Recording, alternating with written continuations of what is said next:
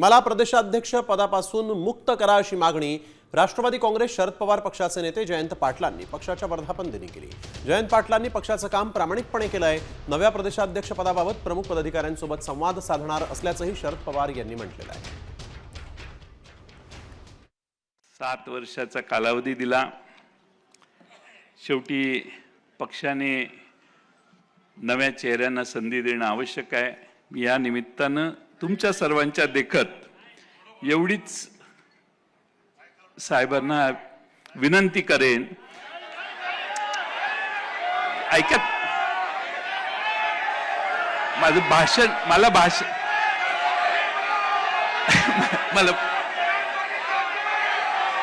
आगे बढ़ेंगे तुम बैठो।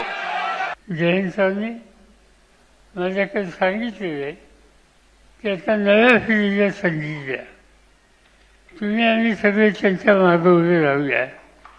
त्या संबंधीचा विचार करण्याची तयारी आज त्यांची आहे।